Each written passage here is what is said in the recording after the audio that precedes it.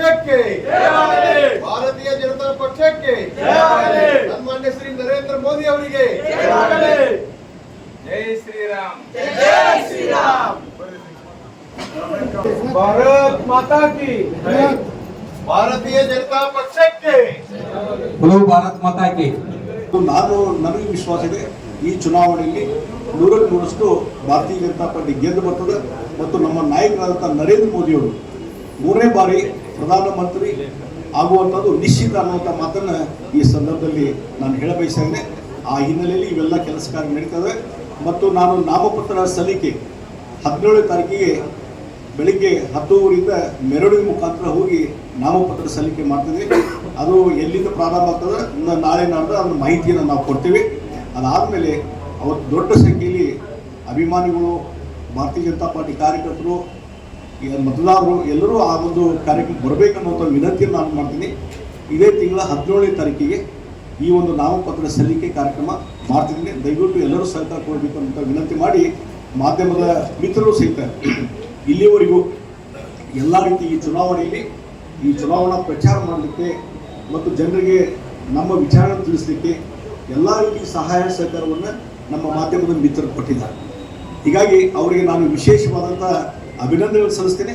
ಇದೇ ರೀತಿಯಾದ ಸಹಕಾರ ಎಲ್ಲ ಸಂದರ್ಭದಲ್ಲಿ ಇರಲಿ ಮತ್ತು ನಿಮ್ಮ ಮುಖಾಂತರ ಈ ಬೆಳಗಾವಿಯ ಮಹಾಜನತೆಗೆ ನಾನು ವಿನಂತಿ ಮಾಡುವಂಥದ್ದು, ದಯವಿಟ್ಟು ಕಮಲ ಚಿಹ್ನೆಗೆ ಮತವನ್ನು ಕೊಡುವಂಥದ್ದು ಮತ್ತು ಅದರ ಮುಖಾಂತರ ನಮಗೆ ಆಶೀರ್ವಾದ ಮಾಡಿ ನರೇಂದ್ರ ಮೋದಿಜಿಯವರನ್ನ 3ನೇ ಬಾರಿ ಪ್ರಧಾನಮಂತ್ರಿ ಮಾಡಲಿಕ್ಕೆ ಅವಕಾಶ ಕೊಡಬೇಕು ಅನ್ನುವಂಥದ್ದನ್ನು ನಾನು ಜನತೆಯಲ್ಲಿ ವಿನಂತಿ ಮಾಡ್ತೀನಿ.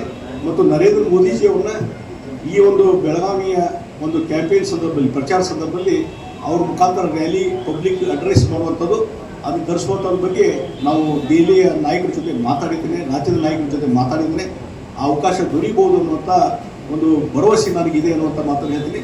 ಇದರ ಜೊತೆಗೆ ಯೋಗಿ ಆದಿತ್ಯನಾಥ್ ಅವರು ರ್ಯಾಲಿ ಮಾಡಬೇಕನ್ನುವಂಥದ್ದು ಮತ್ತು ದೇವೇಂದ್ರ ಫಡ್ನವೀಸ್ ಇರ್ಬೋದು, ಶಿಂದೆ ಅವರು ಇರ್ಬೋದು, ಮಹಾರಾಷ್ಟ್ರದ ಮುಖ್ಯಮಂತ್ರಿ ಮತ್ತು ನಮ್ಮ ಗೋವಾದ ಮುಖ್ಯಮಂತ್ರಿ ಸಾಮಂತ್ ಅವರು ಇರ್ಬೋದು, ಅದೇ ರೀತಿ ನಿತಿನ್ ಗಡ್ಕರಿ ಅವರು, ಇವರೆಲ್ಲರೂ ತರಿಸ್ಬೇಕನ್ನುವಂಥ ಒಂದು ಅಭಿಲಾಷೆ ಇದೆ.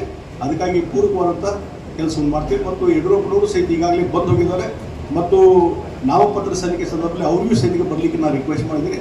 ಇನ್ನೂ ರಾಜ್ಯದ ಹಲವಾರು ನಾಯಕರು ನಾಳೆ ಮತ್ತೆ ನಾಳೆ ಬೆಳಗಾವಿ ಗ್ರಾಮಾಂತರ ಸಮಾವೇಶ ಮತ್ತು ಸಾಯಂಕಾಲ 5 ಗಂಟೆಗೆ ಮುನವಳ್ಳಿಯಲ್ಲಿ ಸವದತ್ತಿ ವಿಧಾನಸಭಾ ಕ್ಷೇತ್ರಕ್ಕೆ ಸಂಬಂಧಪಟ್ಟಂಥ ಬೃಹತ್ವಾದಂಥ ಸಮಾವೇಶ ಮಾಡ್ತಾಯಿದ್ದೀವಿ. ಗೋಕಾಕ ಅನುಭವಿಯಲ್ಲಿ ಈಗಾಗಲೇ ಸಮಾವೇಶಗಳು ಆಗಿದ್ದಾವೆ. ಈ ರೀತಿ ಮತ್ತು ಬೆಳಿಗ್ಗೆ ಚಾಯ್ ಪೇ ಚರ್ಚಾ ಆ ಕಾರ್ಯಕ್ರಮದ ಮುಖಾಂತರ ಇವತ್ತು ಭಾಳ ಒಂದು ನಾಗರಿಕರನ್ನು ಭೇಟಿಯಾಗುವಂಥದ್ದು ಭಾಳ ಒಂದು ಪರಿಣಾಮಕಾರಿಯಾದಂಥ ಒಂದು ಕಾರ್ಯಕ್ರಮ ಪ್ರತಿ ದಿವಸ ಬೆಳಗ್ಗೆ ನಡೀತಾ ಇದೆ. ಹೀಗಾಗಿ ಏನೊಂದು ಚುನಾವಣಾ ಪ್ರಚಾರದಲ್ಲಿ ಯಾವ ರೀತಿ ಹೆಜ್ಜೆಗಳು ಇಡಬೇಕೋ ಆ ಹೆಜ್ಜೆಗಳನ್ನು ಇಡ್ತಾ ಇದ್ದೇವೆ. ಅದಕ್ಕಾಗಿ ಇವತ್ತು ಮಾಧ್ಯಮದ ಒಂದು ವಿಭಾಗ ಇಲ್ಲೇನೋ ಒಂದು ಪ್ರಾರಂಭ ಆಗಿದೆ. ಇದು ಚುನಾವಣಾ ಸಂದರ್ಭದಲ್ಲಿ ಇದೊಂದು ಮಹತ್ವದ ಒಂದು ಹೆಜ್ಜೆ ಅಂತ ನಾನು ತಿಳ್ಕೊಂಡಿದ್ದೆ.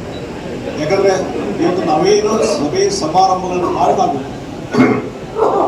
ಅದರ ಒಂದು ಸುದ್ದಿ, ಅದರ ಒಂದು ಮಾಹಿತಿ ಇವತ್ತು ಮಹಾಜನತೆಗೆ ಹೋಗಬೇಕು. ನಾವು ಇವತ್ತು ಯಾವುದೋ ಸವದತ್ತಿ ಹೋದರೆ ಸವದತ್ತಿ ಭಾಗದ ಜನರಿಗೆ ನಾವು ಹೋಗಿರ್ತೀವಿ. ಬೆಳಗಾವಿ ಗ್ರಾಮಾಂತರ ಹೋದಾಗ ಬೆಳಗಾವಿ ಗ್ರಾಮಾಂತರ ಅಲ್ಲಿ ಜನರಿಗೆ ಸುದ್ದಿ ಇರ್ತದೆ. ಆದರೆ ಅಲ್ಲಿ ಒಂದು ಸಭೆ ಆದರೆ, ಅಲ್ಲಿ ಒಂದು ಸಮಾವೇಶ ಆದರೆ ಅದು ಇಡೀ ಬೆಳಗಾವಿ ಲೋಕಸಭಾ ಕ್ಷೇತ್ರದ ಜನರಿಗೆ, ಮತದಾರರಿಗೆ ತಲುಪಬೇಕಂದ್ರೆ ಅದು ಮಾಧ್ಯಮವೇ ಒಂದು ಅದನ್ನು ತಲುಪುವಂಥ ಒಂದು ಯಂತ್ರ, ಒಂದು ಅದಕ್ಕೊಂದು ಪೂರಕವಾದಂಥ ಒಂದು ಕೆಲಸ ಮಾಡುವಂಥದ್ದು ಮಾಧ್ಯಮ. ಅದು ಇಲೆಕ್ಟ್ರಾನಿಕ್ ಮಾಧ್ಯಮ ಇರ್ಬೋದು ಮತ್ತು ಪ್ರಿಂಟ್ ಮಾಧ್ಯಮ ಇರ್ಬೋದು.